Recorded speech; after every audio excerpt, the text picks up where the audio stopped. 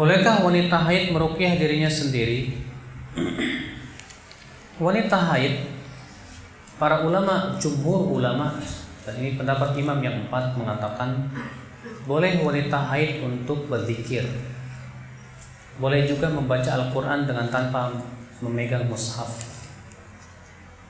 Maka kalau begitu, kalau wanita tersebut meruqyah dirinya sendiri dengan zikir-zikir, boleh tidak? Boleh. Ya. Karena wanita yang sedang haid tidak apa-apa berzikir subhanallah, alhamdulillah, la ilallah, Allahu akbar. Ini dia Rasulullah berkata kepada Aisyah waktu itu sedang haid dan waktu itu sedang haji. Nah, Rasulullah if'ali ma yaf'alul hajj. Lakukan saja apa yang dilakukan oleh orang yang sedang haji.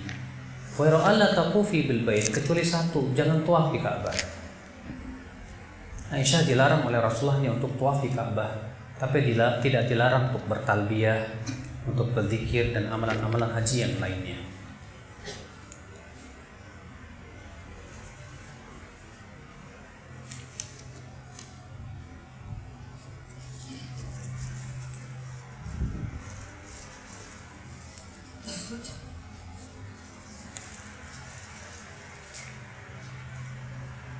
Jihad yang paling jihad adalah ibadah yang agung. Bagaimana kita menjalankan di Indonesia sekarang? Mau perangin siapa, Pak? Mau nembakin tetangga? Akhi, jihad kata para ulama ada 4 martabat. Yang pertama jihad melawan diri. Yang kedua jihad melawan setan. Yang ketiga jihad melawan orang fasik. Dan yang keempat jihad melawan orang kafir. Al-Imam Ibnu Hajar Al-Asqalani dalam kitab Fathul Bari Syarah Sahih Bukhari ketika mensyarah bab jihad dalam Sahih Bukhari, beliau menyebutkan itu. Dan beliau menjelaskan adapun jihad melawan diri adalah dengan cara menjihadi diri untuk menuntut ilmu dan mengamalkan ilmu dalam kehidupan sehari-hari.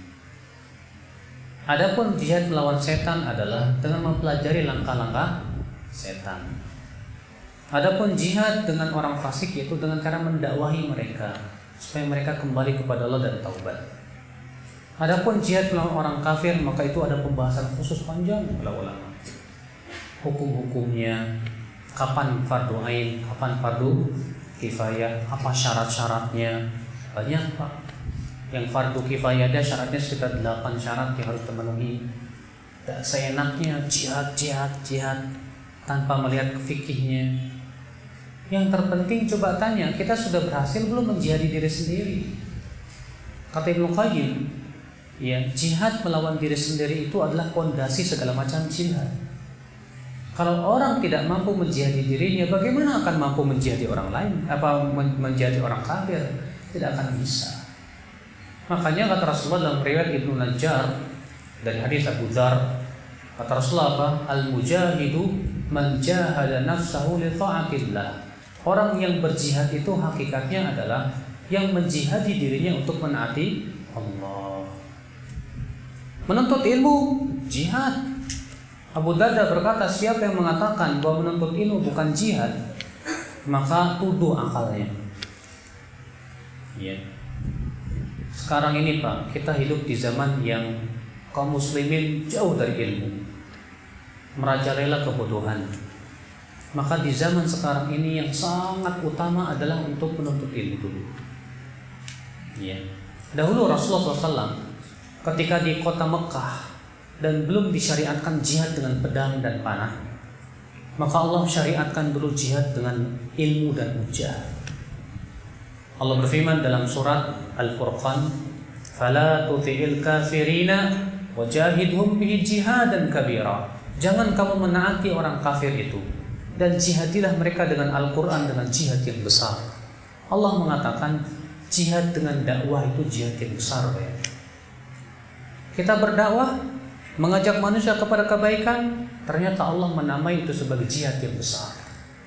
Padahal ayat itu turun sebelum hijrah ke kota Madinah dan sebelum disyariatkannya jihad dengan pedang dan panah.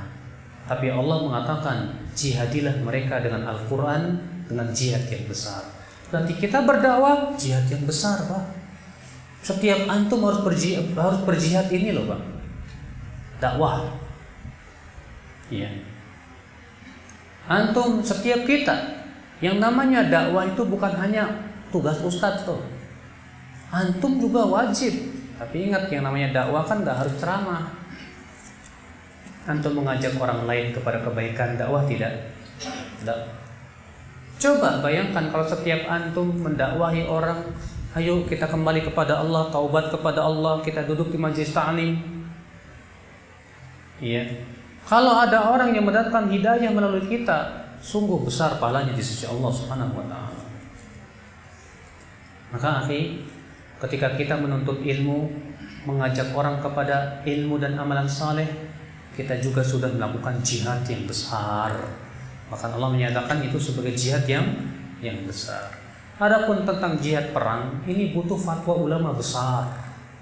Kapan disyariatkan, ada waktunya dan yang lainnya. Ya. Yang tak sembarangan.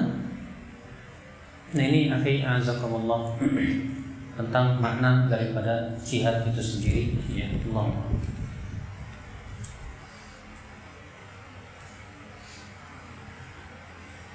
Kalau ada orang yang niat sedekah dengan harapan balasan dunia tapi terkabul, gimana itu?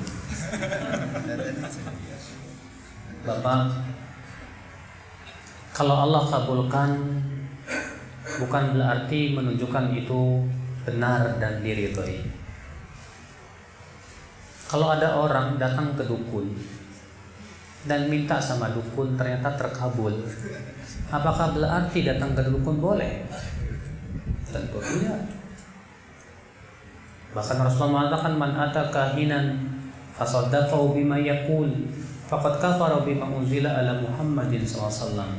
Siapa yang mendatangi dukun dan membenarkan ucapannya, sungguh ia telah kafir kepada apa yang diturunkan kepada Nabi Muhammad sallallahu alaihi wasallam. Berapa banyak orang datang, saya kemarin datang sama Mbah Fulan tuh, ya ternyata mantep, ya saya sekarang jadi kaya raya. Apakah itu menjadi bukti itu sebagai sebuah kebenaran? Tidak. Bahkan orang yang diberikan nikmat gara-gara maksiat, itu hakikatnya musibah buat dia. Sebagaimana Imam At-Tabrani juga meriwayatkan, Rasulullah idza aradallahu bi 'abdin khaira ajala al-uqubata fid dunya wa idza arada bi 'abdin syarra amsaka bi dzambi hatta yuwafiyahu yaumal qiyamah. Apabila Allah menginginkan kebaikan kepada seorang hamba, Allah percepat siksanya di dunia. Dan apabila Allah menginginkan keburukan pada seorang hamba, Allah biarkan ia dengan dosanya sampai Allah balas nanti di alam kehidupan akhirat di neraka. Dalam riwayat Imam Ahmad dan yang lainnya, Rasulullah sabda, "Idza ra'aita Allah manna 'ala 'abdihi aw a'ta lil 'abdi ma ahabba min ad-dunya wa huwa muqimun 'ala ma'siyatihi fa innama huwa istidraj." Apabila kamu melihat Allah memberi kepada hamba apa yang ia mau dari kehidupan dunia, sementara ia terus-menerus berbuat dosa, maka ketahuilah itu sedang diulur oleh Allah biar tambah sesat. Lalu Rasulullah membawakan firman Allah, ya, falamma nasu ma dzukiru bih fatahna 'alaihim abwaaba kulli syai' hatta idza farihu bima utu akhadnahum baghtatan fa idahum mublisun. Ketika mereka telah melupakan peringatan yang diperingatkan kepada mereka, maka kami bukakan pintu-pintu kenikmatan kepada dia.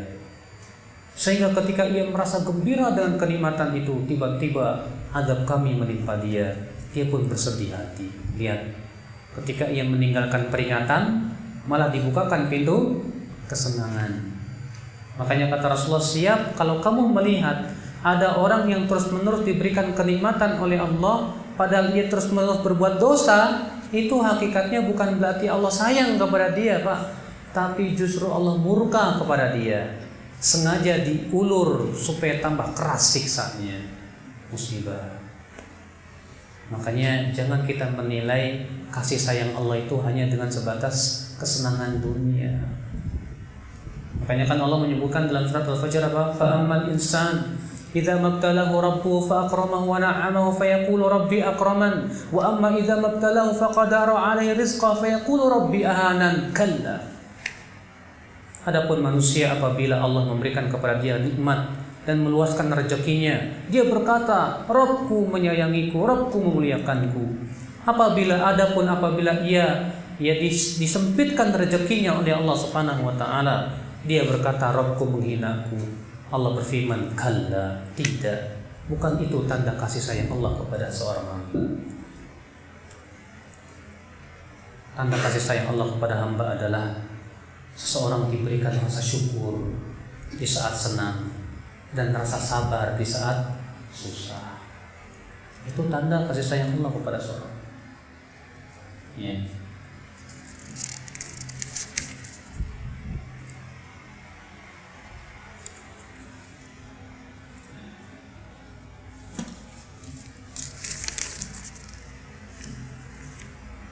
Orang yang paling jujur kepada Allah yang paling ikhlas. Sedangkan ikhlas amalan hati. Bagaimana kita bisa tahu bahwa diri kita ikhlas? Masa antum nggak tahu hati antum sendiri? Allah berfirman, balil insanu ala nafsi basira. Justru manusia yang paling tahu tentang dirinya. Antum bisa rasakan. Antum ketika beramal soleh itu mengharapkan pujian manusia tidak? Coba tanya. Makanya untuk ikhlas kata Ibnu Qayyim, sebelum kita beramal tanya hati kita. Sebelum beramal tanya, saya beramal ini karena apa? Oh, karena mengharapkan wajah Allah semata. Alhamdulillah. Ketika beramal, awasi hati.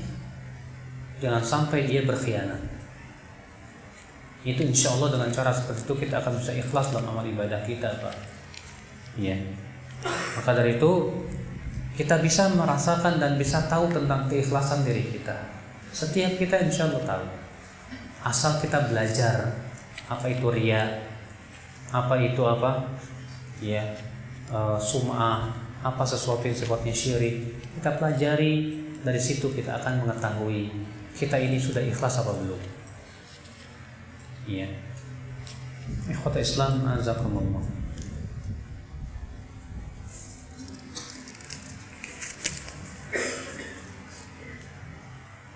Suami saya sudah patuh dan agamanya sudah kuat, tapi setiap berbicara masih menyakitkan, Ustaz. Ya.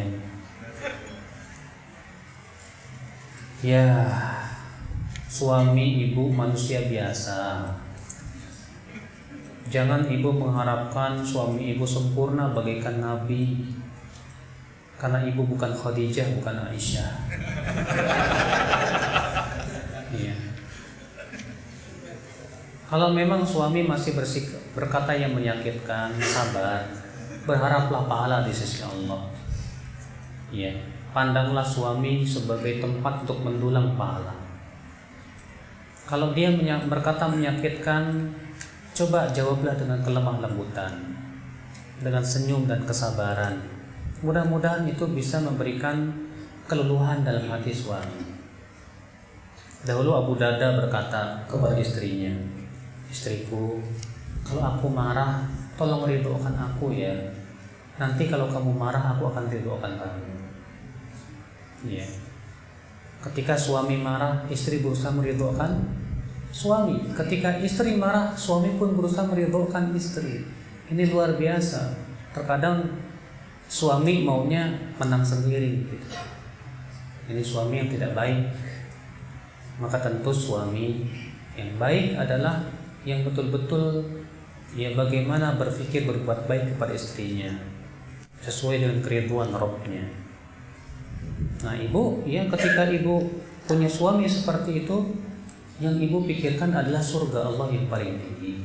Mudah-mudahan dengan kesabaran saya mendapatkan keridhaan Allah. Ya.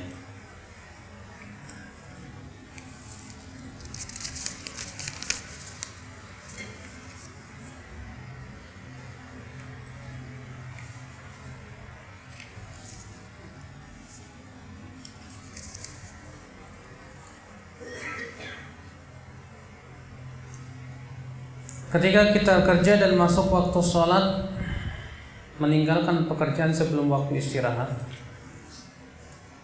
bagusnya nanti saja istirahat berjamaah sama teman-teman. Ya. Kenapa? Pertama, bahwa sholat itu adalah waktunya muasa. Muasa itu ada jeda yang telah Allah berikan. Yang kedua, sholat berjamaah di masjid hukumnya tidak sewajib amanah yang dibebankan. Maka yang lebih baik nanti aja istirahat, selama istirahatnya tidak keluar waktu ya. Istirahat misalnya jam zuhurnya jam 12 kurang, istirahatnya jam 12 pas. Ya udah, tunggu 20 menit selesai baru istirahat, baru kita berjamaah bersama teman-teman. Gak masalah kata para. Saya dulu waktu kuliah di Madinah juga begitu. Ketika adzan berkumandang, kami lagi masih belajar mengajar, terus sampai jam 1 baru keluar sholat berjamaah baru. Dan ketika kami tanyakan kepada para ulama di sana, nggak masalah, ya itu tidak apa-apa, asal berjamaah. Allahu a'lam.